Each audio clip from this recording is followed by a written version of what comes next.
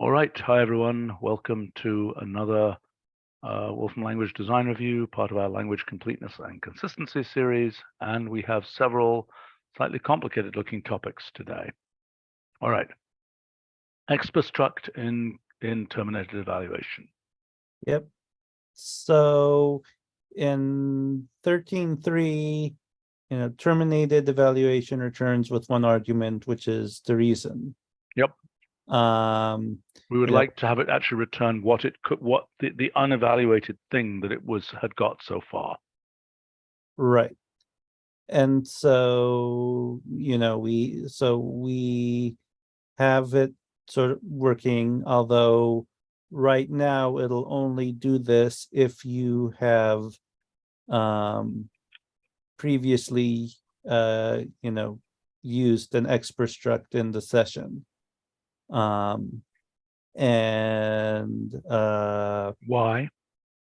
Well, I mean, there are several reasons, one of which is that it will add an extra half second to every kernel startup to since we don't want to be loading this thing if we've already hit the recursion limit. Oh Christ. Well, hang on. Can I? Right. So initializing the data structure uses the evaluator. And if we hit recursion limit, we don't want to use the evaluator. So we did some work to pare it down to load it at startup time, but it wasn't zero cost. It was right. So it's not going to work. So it's not going to work. We're not spending startup time. Hold on. Right. Since then, I've been thinking it might be possible to load it without using the evaluator or to delay the evaluator part. And I could go and investigate that. I'd be willing to do that if that's. It seems sensible to me. I mean, I think we can take a cost if it takes an extra half second when we are about to have a terminated evaluation. Yeah, exactly. So what? Yeah. I mean, I presume at these points we can allocate memory. Generally speaking, yes. And the two issues are orthogonal, so yeah. Yes, fine. Right. I think it would be interesting to try to cut out the evaluator part of this. So I'd be happy to. Okay, fine. So that's what we're planning. That's what we will plan on is that it will.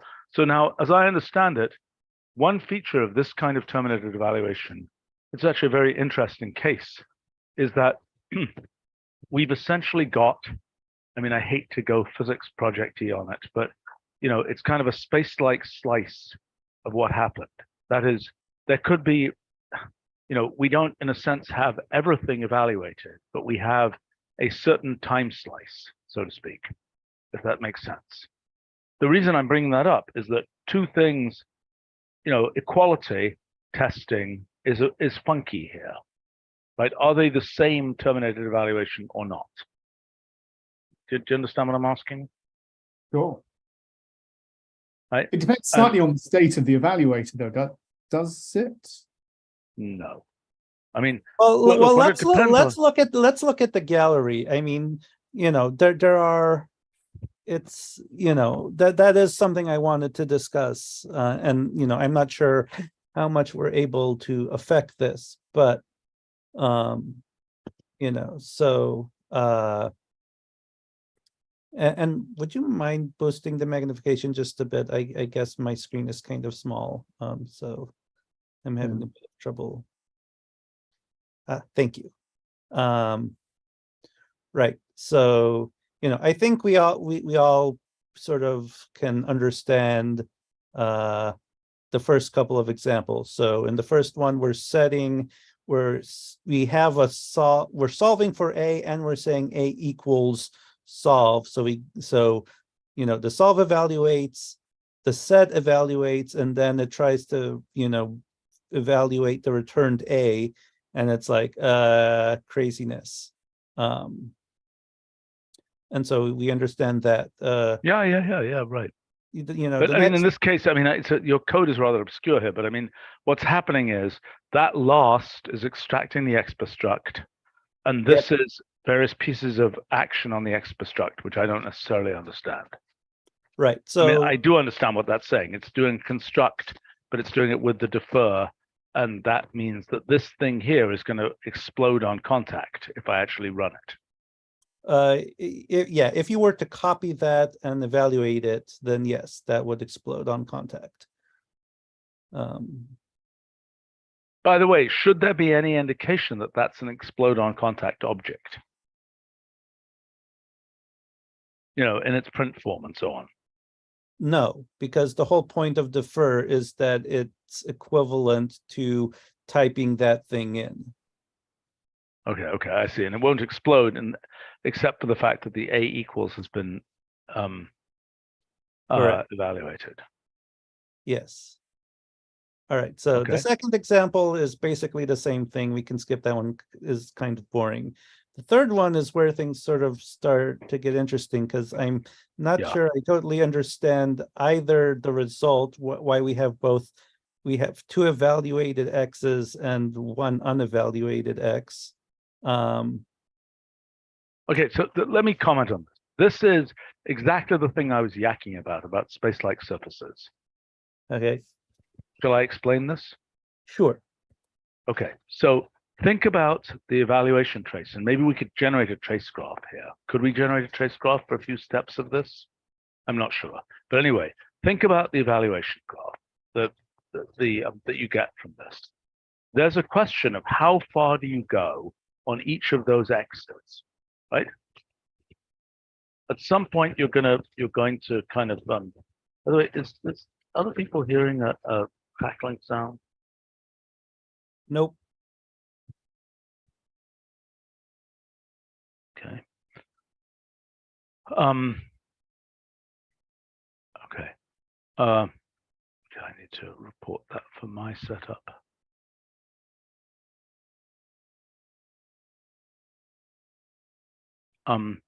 Okay, so you understand that you could go a different depth. So let's say you said X equals list XXXXX, right?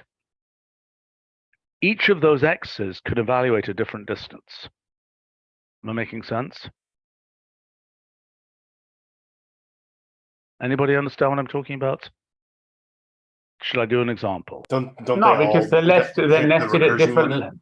Yeah, they're nested at different levels, and so obviously they'll evaluate less the nested or the more nested they are. Yeah, right. But you can do.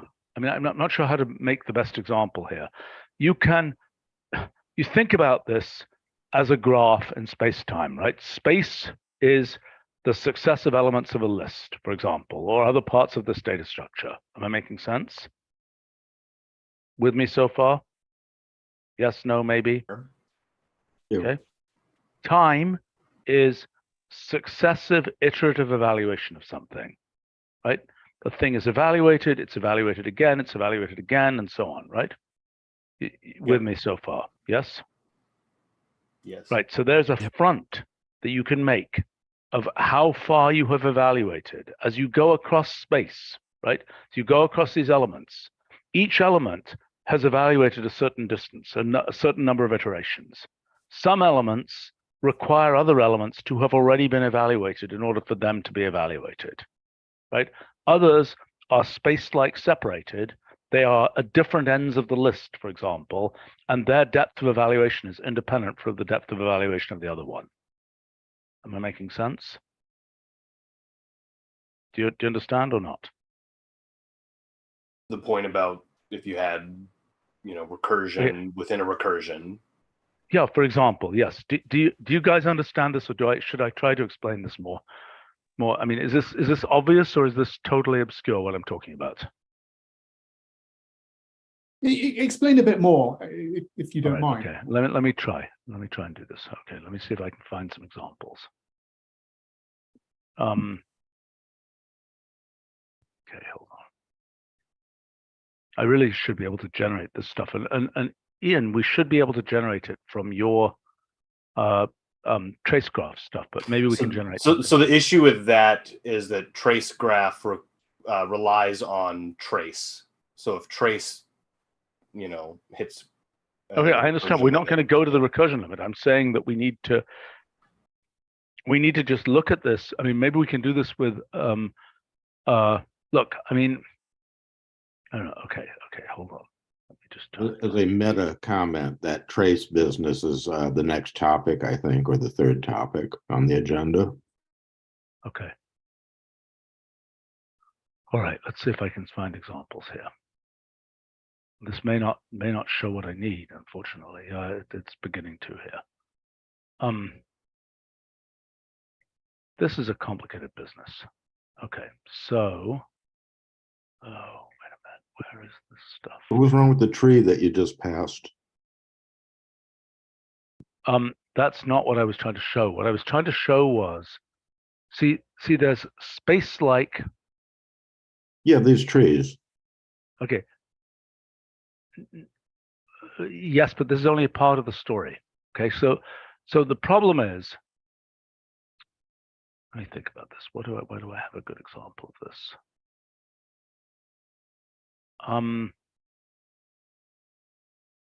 Hold on. I think what you want to say is that siblings are space-like, ancestors' descendants are time-like. Exactly. That's what I'm saying. Yes. Yeah. That's what I'm saying. So here, gosh,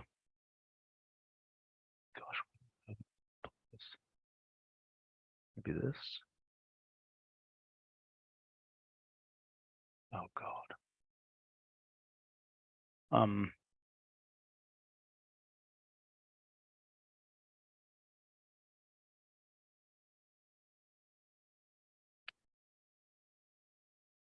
Okay, this is a typical time-like sequence, not shown down the page, where a single string is being rewritten, and it just rewrites that same string.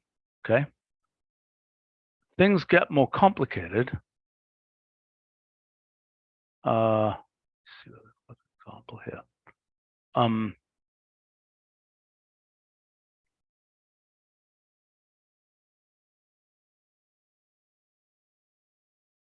Yeah, okay. So this is an example where the ability to do a particular operation depends on other operations having been done. Do you understand that? Do you see what I'm saying? In other words, something down here, let's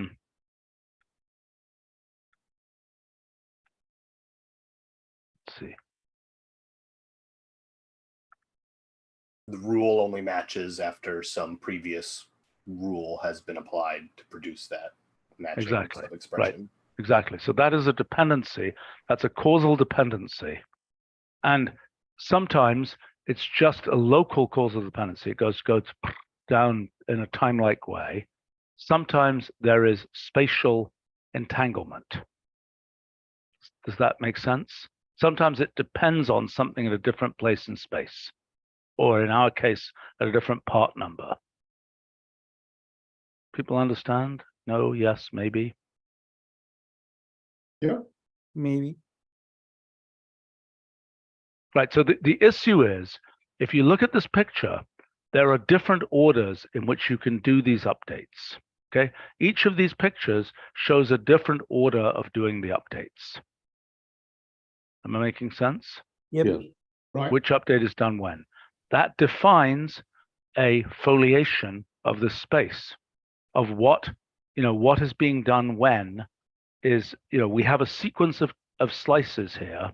There are constraints on the slices because things that are time-like separated cannot happen. Things that depend on the output of one thing can't happen before that thing has been produced.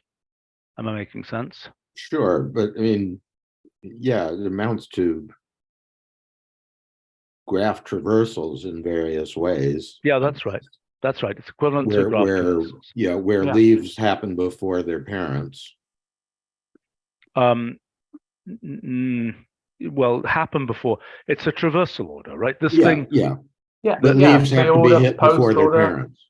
Yeah, so if you change the traversal order to pre-order, post-order, in order, whatever, then you're going to change the way where you get the terminated evaluation.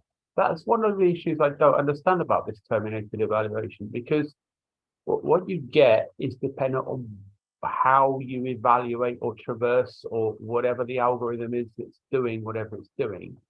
And so if we change some algorithm to work in a different way, we'll get a different set of terminated evaluations in a different order. And these terminated evaluations, I'm not exactly sure what the goal of them is, because you get these nested expressions which contain at some level inside the expression these terminated evaluations. But surely what you want is just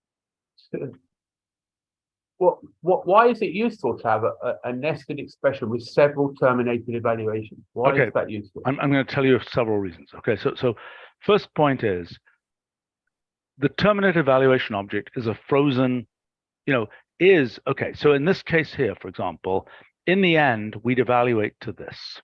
See what I'm saying? In the event, the end result is just that one thing that, well, I don't know what it is. No, in the end, that's right. We're sorting a list here. So in the end, it's the sorted list here. See what I'm saying? But this is actually a pretty good example. I mean, we could terminate this evaluation at a different stage, right? And depending on our evaluation order or our traversal order, however you want to look at it, we will get a different terminated result. Does that make sense? Yeah. Okay. As long as there's no dependency, like the fact that one terminated thing doesn't influence the result of another. I mean, if there's a dependency of the two, then I know. This is why I'm bringing up these foliations. The whole point is here that you are freezing it at a particular stage here, right? I mean, it's this is charmingly related to quantum measurement stuff too, but let's not go there. Okay, so now the question is, what do you learn from this terminated thing? So for example, if this thing is confluent or causal invariant, then it will be the case that you could always pick it up and it doesn't matter where you froze it. If you keep going, you'll always eventually get the same answer. Am I making sense? Okay, if that's the case, but is that how often is that the case? Is it always the case? Is it I think for when you have pure functions, when you don't have side effects, I believe it is the case for our language. But it's not self-evident, but if you put random anywhere in your computation, then you're screwed. That's not a pure function. So right, yeah, but I'm just saying, how reflective is that of the language as a whole? Yeah, well, the answer is, I believe. So, for example, for combinators, which is what this whole thing is about, right? There are all these different traversal orders here, right? And all of them will eventually give you the same answer. So you can actually see that. I'll show you just for fun. Where is it? Let's see here.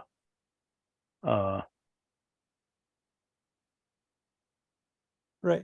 So, Stephen, can I point to a concrete example in the notebook that? Yep. But I just want to explain this one point. Okay, it's one thing. Okay, so this is confluence in action in combinators. Okay, these are different updates you can do. Is this making sense to people? Mm-hmm. These are different. This represents a different evaluation front. These are different places where you can do an update, but in the end, you'll always get the same result. Make sense to people? That's a property of lambda calculus, isn't it? It is, yes. Yes. It's a property of combinators, lambda calculus, and our language when it is pure. Right. Right, and it should be the case. And by the way, I mean, okay, so in our language, just so we're clear how it usually works. Well, here, these are examples, but let's see if we've got a bigger example. Okay, that's a nice big example, okay, of many different paths of evaluation. Now, the thing to understand is our language always picks one evaluation path. People understand that? In other words, when we do our pattern matching, et cetera, we're always picking a single path. Makes sense? Yep, heads go first, left to right. Yeah, exactly. Blah, blah, blah. Exactly. So this is like, this here is basically says, I forget what this is, depth first evaluation. Okay, so this one here, leftmost, outermost evaluation, which is, no, we're doing leftmost, innermost, I think, by default. this is leftmost outermost, that's that path is leftmost outermost, this path is depth first. Make sense? Yeah. So, I mean, the thing that we are looking at in the future is being able to generate these whole multi-way graphs of all possible orderings. But right now, so when we freeze, we are presumably freezing somehow in some rather, we don't really know quite how it works. We're freezing across something which is fundamentally being done with our usual evaluation order. But we didn't finish our evaluation, so it might matter. Okay, all right. Now, Itai, point me to an example. So where it says these don't look so great near the bottom of, right. So here we're mapping minimize across a table of some initial values, or really functions to minimize. And two of those things become terminated evaluations, and two of them evaluate fully. And when you look at the expressions inside of those terminated evaluations, I mean, I guess the problem, perhaps the issue here is that it's really a, well, it's recursing more than we expected, not that it's a true infinite recursion. But when you get the, look at those two terminated evaluations, you get these very innocuous looking expressions popping out. Yep. So what? Okay, well, on some level, it's, That But, recursion. so you're I'm not surprised sure at how- the free Q there, because where the heck's the free Q in any of this, right? right. That free Q is something from some internal code. Yep. I mean, Itai, couldn't you just set recursion limit higher if you Yes, realized you- that this was yeah, a 9? Yes, you can. Okay. And that example is like just below the screen on the notebook. I see. The thing I find very hard to understand is if we wrap that map in quiet to suppress that message, we no longer get a list, we get a single terminated evaluation. And I'm not sure why that is. Maybe none of us understand why that is, but It's because the terminated evaluation gets wrapped at level 0 of the evaluator sequence, whatever it happens to be doing.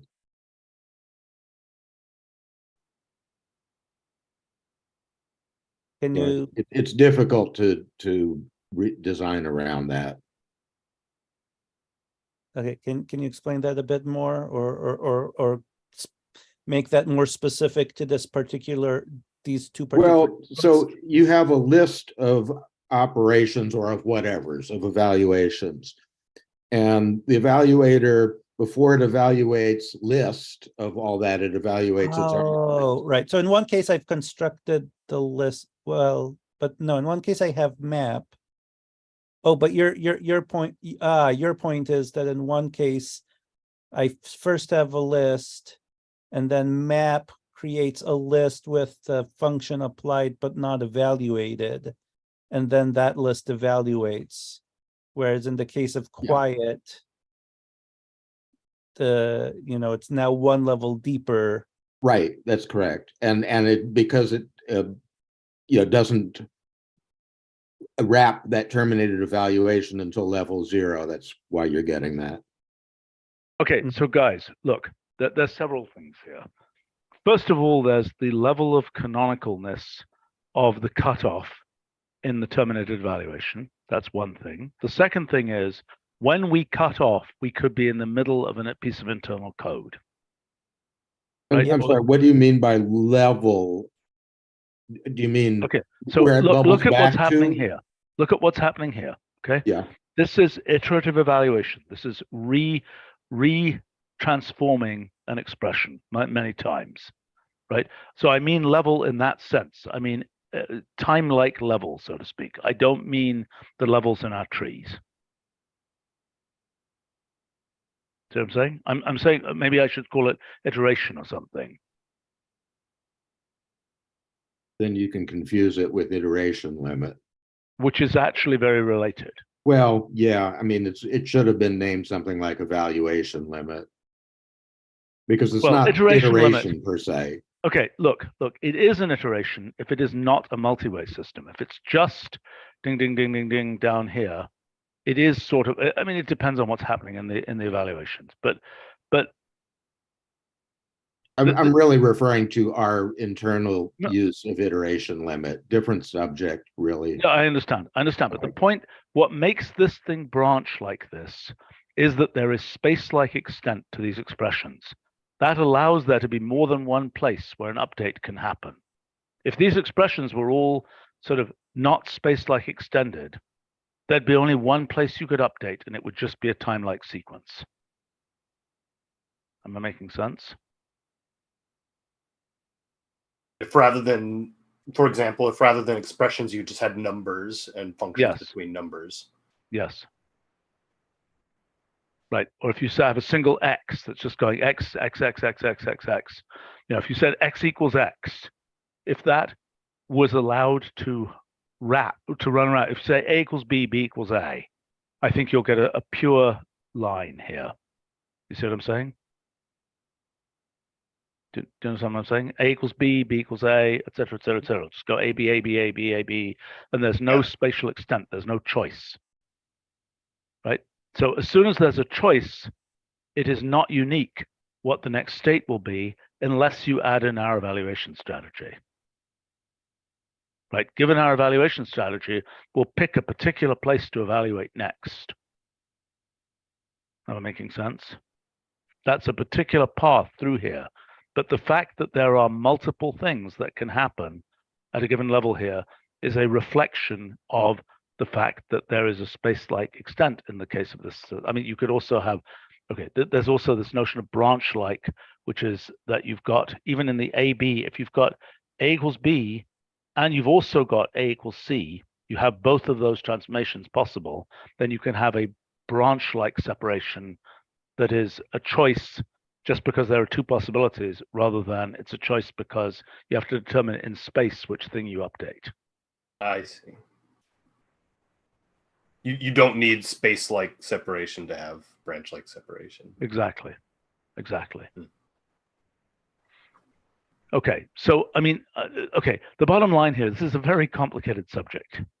What are we trying to actually do here? So I hadn't really internalized the fact that we will be capturing potentially chopped off internal evaluations with this ExprStruct. Yep. Okay.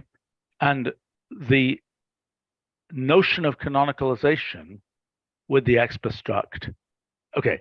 If we want to have a restartable evaluation, this is possibly useful for that. True statement or not a true statement? If you want to say, we went a certain distance, now go another 100 steps. That is something we should be able to do. I wonder if that's true, because like you change the sorting algorithm or something, you change the fact that something caches some of its results the first time it goes through. It's not reproducible in any way. You're assuming it takes the same time to evaluate, time and space every single time you evaluate something, but that's not the case, is it? That's Why not does it depend necessarily on a that? bad I mean, thing, it's though. only that the intermediate state is right. So I would say that in some cases it's potentially restartable, like like the example we skipped over with those square roots there. There's a typo in the initial condition which is causing this thing to infinitely recurse rather than get to the base case and evaluate. And so there, okay, we have a snapshot and we could sort of go from there. But like in this minimize example, right, if you copy that free Q out and evaluate it, right, that'll just evaluate to false, which is obviously something you could never get out of minimize, because so we've sort of captured a little subtree, but not the whole why thing. didn't we capture the whole tree? I don't understand why it didn't capture the whole tree at that stage. In other words, take this picture, okay? We've got multiple pieces that are evaluating here. I don't understand why we're not capturing the whole evaluation front. Danny, is that something you can shed any light on? I realize I'm not understanding the question fully. Well, here's the That point. would mean capturing the expression at the point it was caught, not the point it was thrown. No, hold We on. do guys. capture it at the Hold- point it was caught. Oh, I'm sorry. The terminated evaluation gets wrapped at the point it was thrown. You're correct. Yeah, that's what I mean. And that's why you get free Q, you know, which is Exactly, useful. because it doesn't have the whole of the dressing. Yeah. It doesn't have the framework around that thing. It only has But the thing that. It Correct. doesn't have all of the internal internal code that we have. You see, there's like code inside of. Yeah. So for pure top level code, it could do what you wanted, Stephen, or closer to what you want. For code that's got, you know, sort of. How can there be a layer of C code in between these? I don't understand that. Because can that happen? minimize is implemented in C code. And the Yeah, it doesn't counter go for through trace or the evaluation. evaluation. Wait a second. So let me understand. The counter for evaluation levels is the number of levels outside. Then it hits internal code. It doesn't count those levels. And then from the internal code, it calls the evaluator again. And then it starts its counter again. Is that correct? It doesn't restart the counter. It's only in rare cases it restarts the counter. No, I understand. It doesn't restart the counter. It continues the counter. So if it Correct. went 10, There are a few places where it does restart the counter, but not. what are they? Oh, like parsing something or something where you really want it to work, like loading a package. Message printing. Yeah. Formatting, you know, interacting with the front end. All right. So the problem, I understand. The problem is you have, I mean, in the combinator case, I hate to be, maybe that's a very obscure case. You kind of drill down some SSSSS thing, but around it, you know, there is context. So for example, if we look at a combinator evaluation, okay, so let's take here, right? This is a piece of combinator being evaluated, right? Piece being updated. Okay, but around this thing, that thing, oh no, actually that's not what that is. Where is it? Somewhere here I have some examples of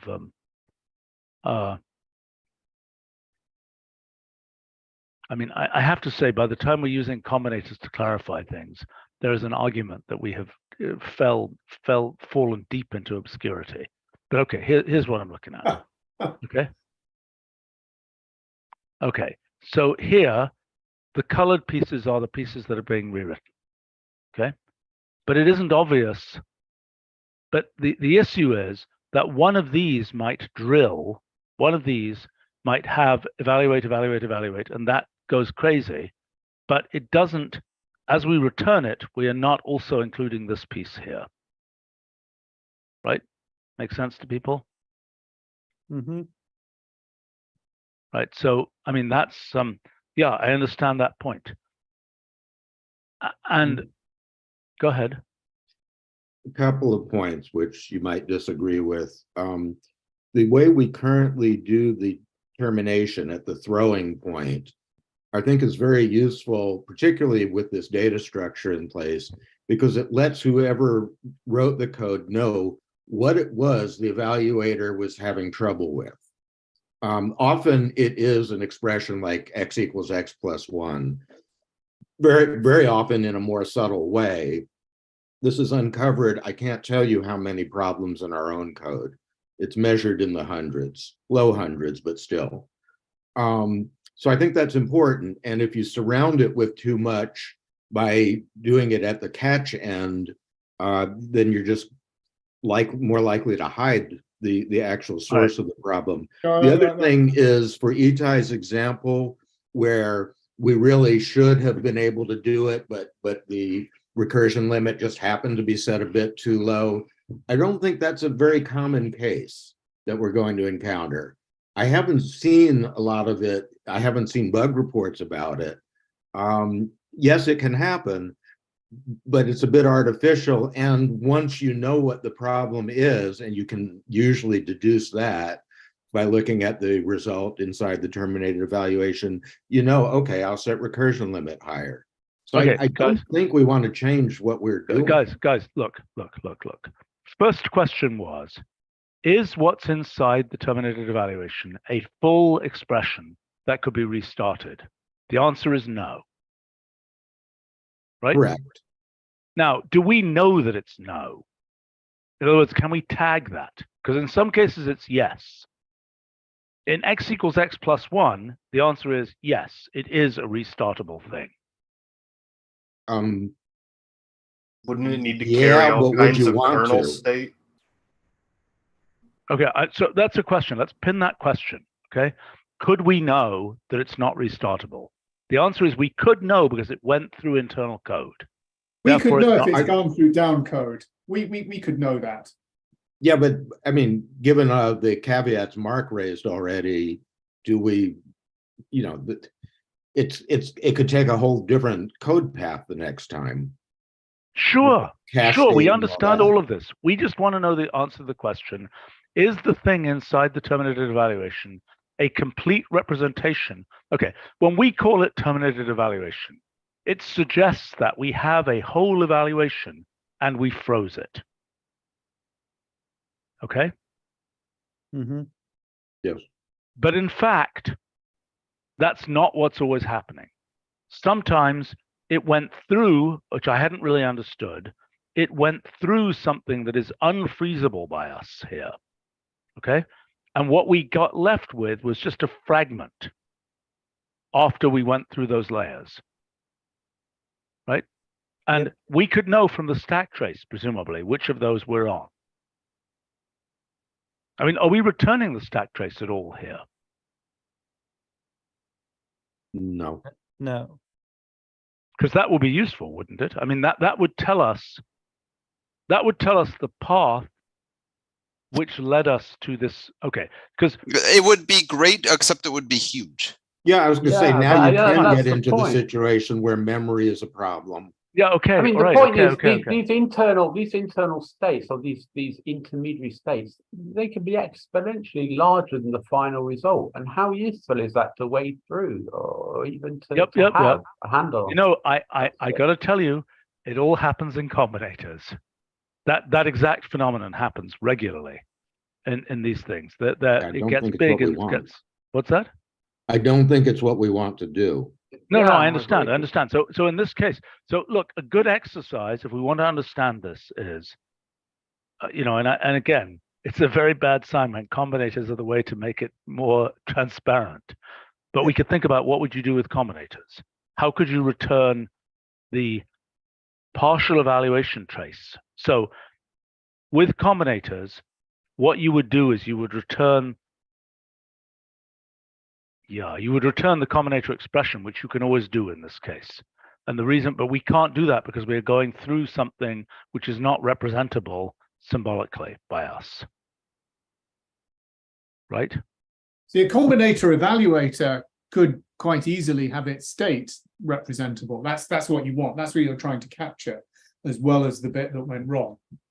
There is no independent combinator evaluator. The state of the combinator evaluation is the combinator. Right? Whereas, as Mark is pointing out, there is additional state to our evaluator, which makes it not pure in that sense. But Yeah. aren't you applying rules of, you know, rewrite rules of the lambda? Yeah. You know, so those themselves have a, you know, there's some sort of context to it. No, they're stateless. They're stateless. One of them is red, one of them is blue here.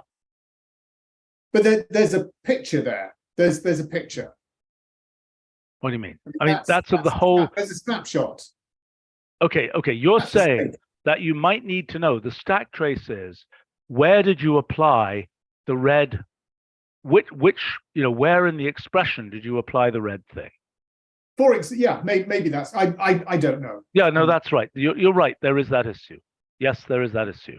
So in other words, the current state, okay, because of confluence, it doesn't matter what the history was. Yeah, you don't really care what the history is, but Because of confluence, which we don't have when things are not pure, and when there's a random, or when there's some kind of caching or some such other thing. See what I'm saying? Right? I mean, if the thing was pure, like combinators, then the history never matters to the future. Unless you want to freeze in the middle and have a little look at it where you are. Doesn't matter. Doesn't matter. If you freeze here, if you freeze at that stage, right, you can always go on. And it doesn't matter. I know you can always go on, but you might want to make a picture of it. To make that picture, you need some knowledge. No, to make this whole picture, which includes the history, you need a knowledge of the history. Yes. See what I'm saying? Yeah, But to get the current state, you do not need that. So look, I think what we've got here is we've got, okay, what we more have is essentially a hash code for the thing that on which it got blocked. We do not have something which is a restartable full expression in terminated evaluation. Correct. Right? So now the question is, how good is our hash code?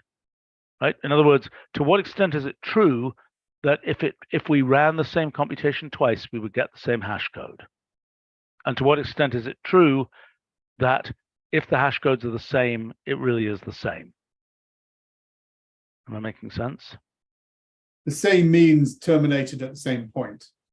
No, it means that were we to be able to continue this computation, okay, let's give it the following example. You've got a list of things, okay, and they all, burn out with terminated evaluation. Okay, let's do a specific example because this is, it's really, okay. So let's say j equals j plus 1. Yeah. Okay. Oh God. Okay. So it says, I don't know why. Okay, let's try this. Okay. Why did that not give a data structure? Why did it not give you need to evaluate, initialize. You need to do like create data structure. At the top, there's that second input will initialize things for you. Okay. All right. Okay. So now let's go down here.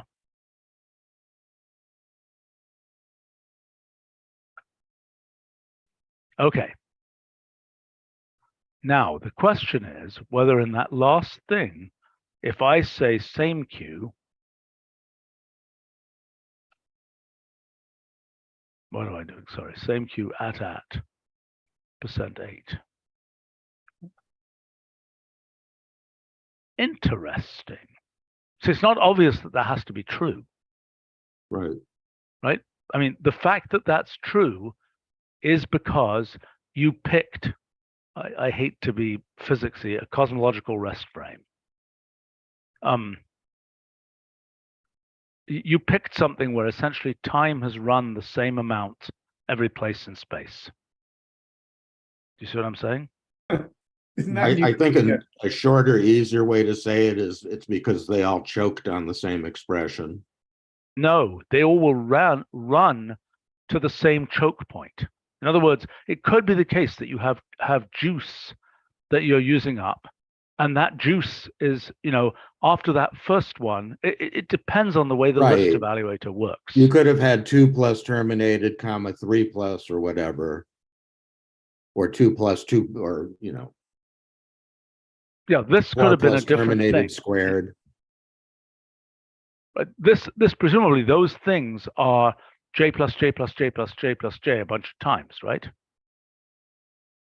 Why does it say length 2 here? I bet they're j plus 1. Yeah, each one is j plus 1. I would expect, yeah. Why? Because that's what you assigned to j. But it detected the loop that quickly? Why doesn't it generate a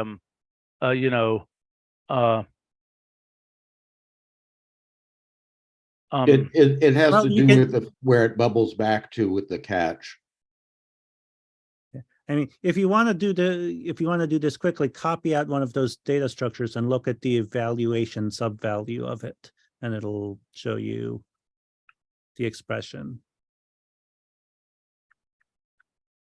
It's a visualization.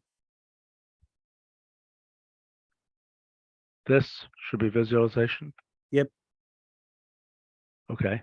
Yeah, so I don't know why it does that weird is line neat. breaking. That's why I don't use the sub value very often, but you can see it's 1 plus j. Shouldn't we have a sub value for the ExprStruct data structure, which is just the nominal pretty print of the thing? Yeah, we should do. Yeah. The Why don't we deferred just thing? call it unevaluated What would form? you call it? Unevaluated, unevaluated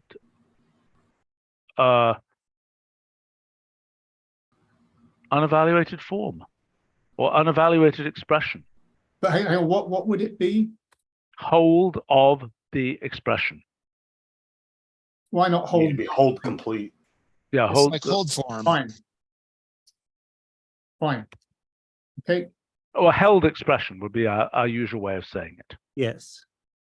Held expression of that. Fine. Okay. Sounds good. I'll add it. All right. Okay. So let's come back to this issue. All right. So you guys understand my point that the fact that these are equal is not self-evident.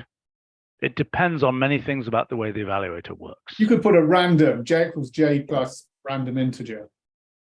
That might have different behavior. Sure, but you're not understanding my point. My point is the fact that these all went the same distance is not obvious, Yes. Yes, that's true.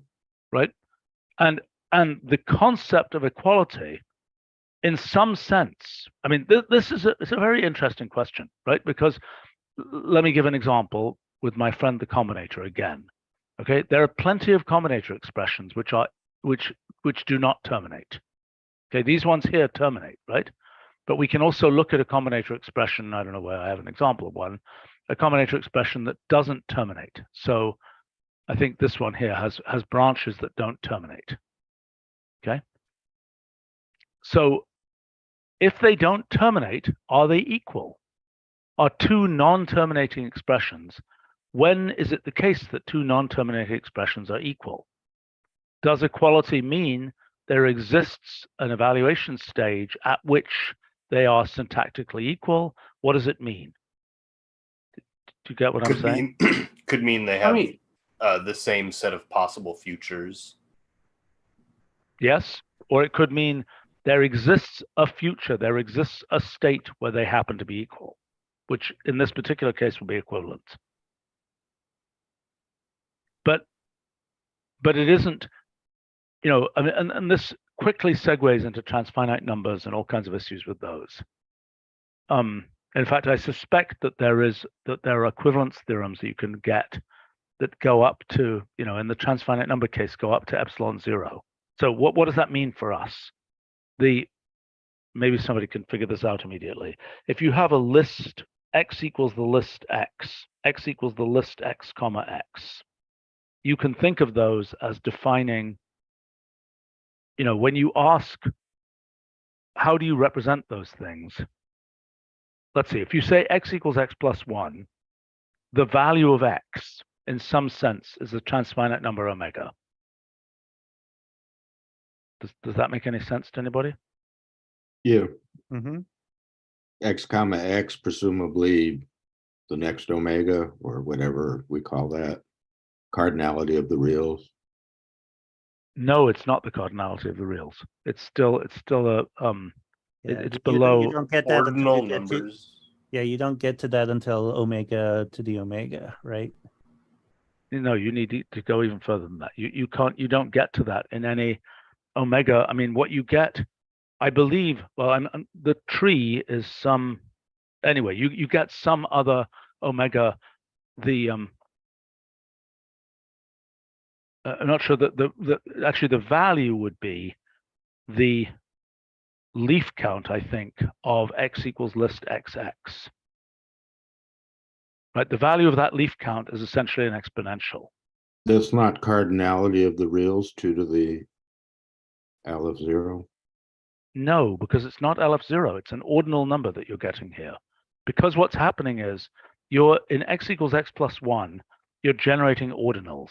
You're going, 1, 2, 3, 4, 5. You're counting Sure. up. In don't X think- equals X comma X list, you effectively encapsulate all possible Boolean decimals. Yeah, you might be right. You might be right. You might be right that the thing I'm asking for, which is their leaf count, is a cardinal. I'm not certain. Anyway, my guess is that there will be equivalence theorems that you can get. For example, among the ordinals, there are, Cantor normal form works up to epsilon 0 and then blows itself up. And my guess is the same is true here, that there's no guaranteed way to know that you can't prove equivalence of these things, even for very simple cases. Can't you even, if you'd need to know the entire state, and if the entire state that led up to that is the same, then it's taken the same path, every single thing, every single evaluation is identical, and so you'd need that, not the future, but the past. No, Mark, that's not right. That's not right. In the case of these pure evaluations, right, where there are no side effects, I believe you only need the current state. That uniquely determines the future. Independent of what path it took to get there, really? Yes, right? That's the whole point. That's the whole point. Look at these pictures. Look. Right. If you're not allowed to have any assignments, then the current state is really everything, right? Right. In this case, every one of these different rewrites here is a different possible thing that you might have done. It's a different evaluation. It's a different choice of evaluation. So you could think about that. In our case, we happen to evaluate lists sequentially, but we might not. We might evaluate them in a random order. Okay. And every different arrow here is a different choice of what element of the list to evaluate next. But what if your terminated evaluation was one of those four? The whole point is, for any one of those four, you keep going, and when you you end up always at the same place. That's what this confluence property means. Okay. And that's what lambda calculus has, that property. Pure lambda calculus, combinators, our pure language has that property. Now, every time, as you correctly observe, every time you get something from the randomness pool or a different cache from the outside, you're toast. Right? And then you no longer have an assignment. Yes, if you have a different assignment, you're also toast. You're getting it's something outside the purity of the system. It's a side effect. Yeah. Right. So, okay. So, I mean, I think what we're learning here is it is at best a hash code, right? And it is a hash code that doesn't even, it's a hash code that is both a hash code for the expression that was being generated and for the essentially evaluation history that got you there, right? Because these happen to be equal in this case, but we can't be sure of that.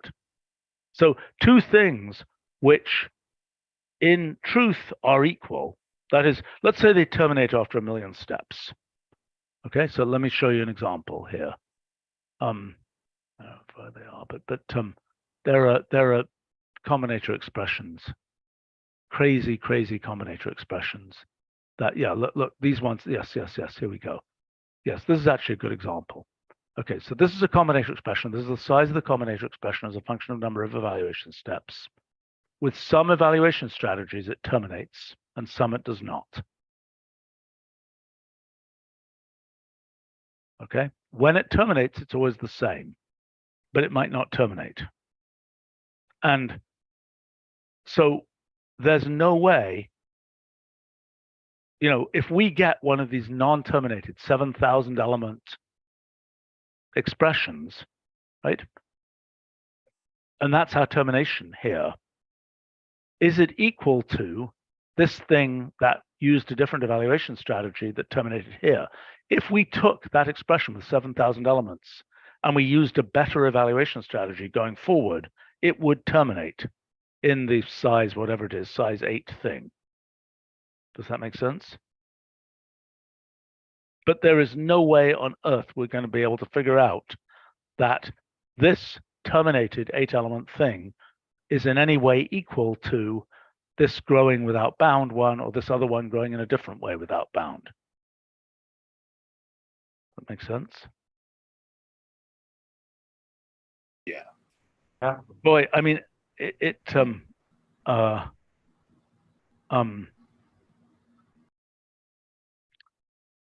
I will have to say, I maybe with some theorems in some cases you might be able to make Right, guarantees. right.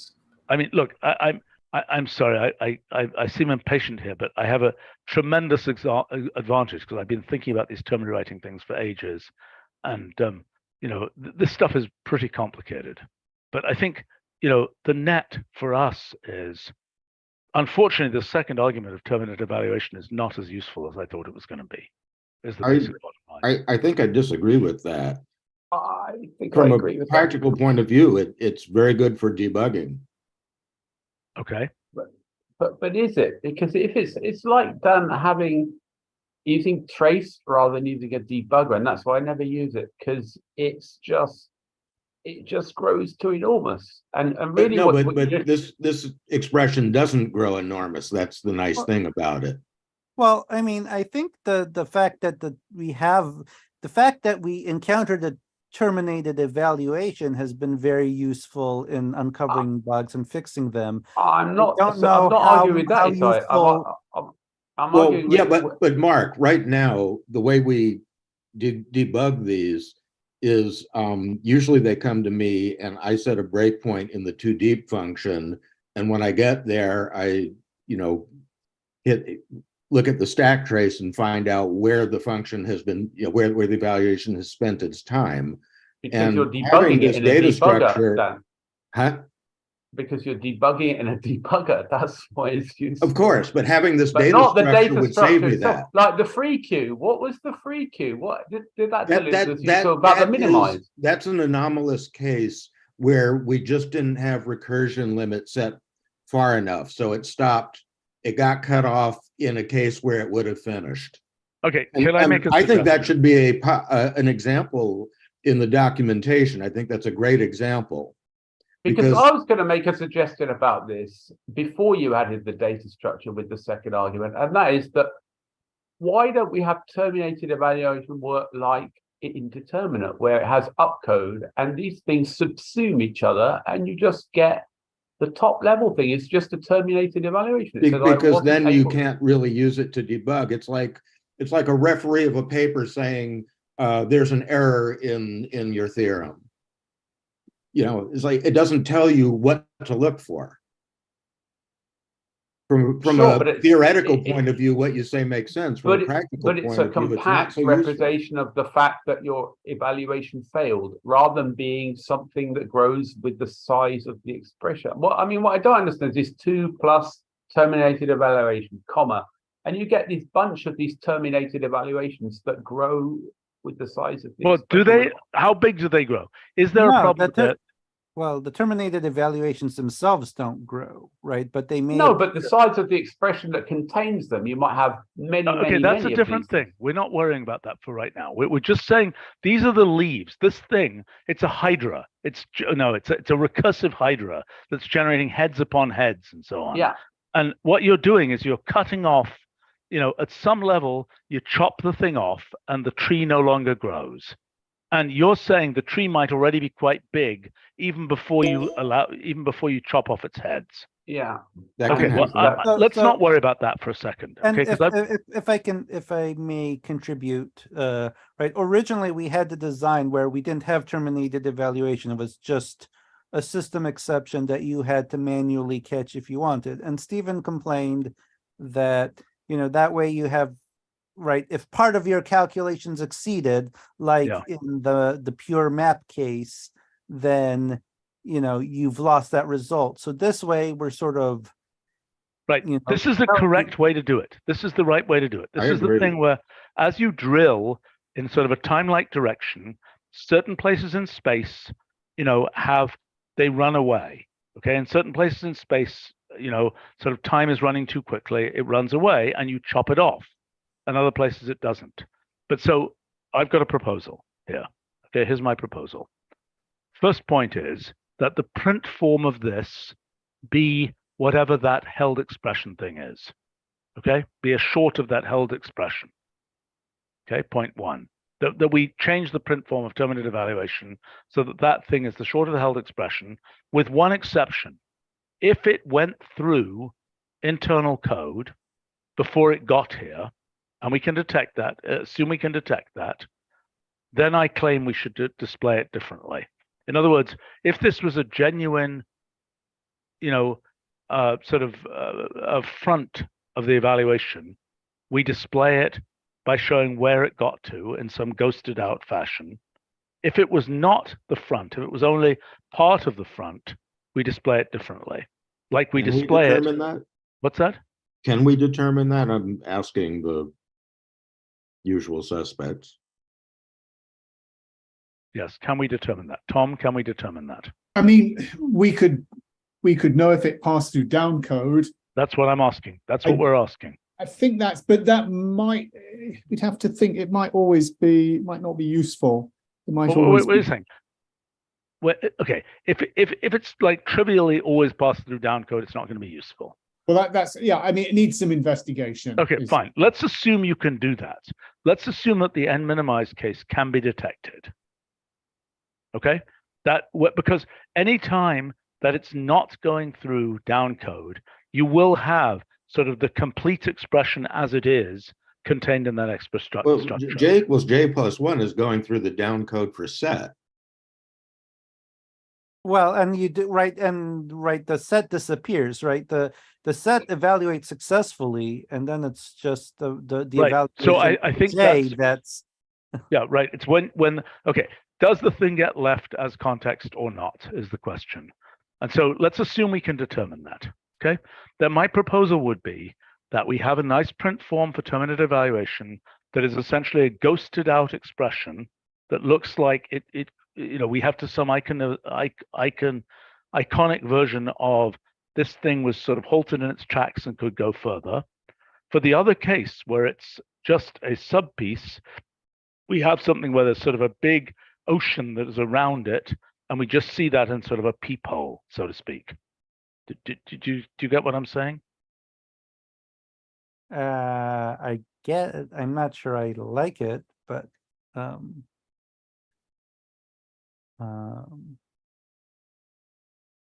well, that's my proposal. So, I mean, that essentially what we're doing here is we're generating a print form, which is useful to look at. You could, if you wanted to, actually extract the expression from it, but on the grounds that this is useful for debugging, but not particularly useful for further computation. You see what I'm saying? I'm really not convinced that this distinction is easy to make in the code. Okay, I don't know. So let's determine that. That's a separate issue. We can come back to that another time. If we cannot make that distinction, then we have a further problem. But let's find out if we can make that distinction first. Okay. Even if we can't, then we have something which is primarily a print form, because the first thing I'm going to want to know is, what is that data structure? What's in there? Do you see what I'm saying? So why not just show me? Yeah, that's fair point. Right. So I mean, show me a short of it, and that'll be, that's the right thing. All right, a fascinating topic. But I think we need to, unless this is trivial, I think we need to. Yeah, I think we should skip this. The third one might be faster. I think that's just a straight up. I need to go actually. And it's not important. That's the least time sensitive one. So okay, all right, fair. Okay. I think we've got a possible plan here. Let's determine whether it's realistic. Right. Okay. Okay. Okay. Bye. See you later. Okay. Thanks, Okay, guys. bye, everyone. Bye. Bye.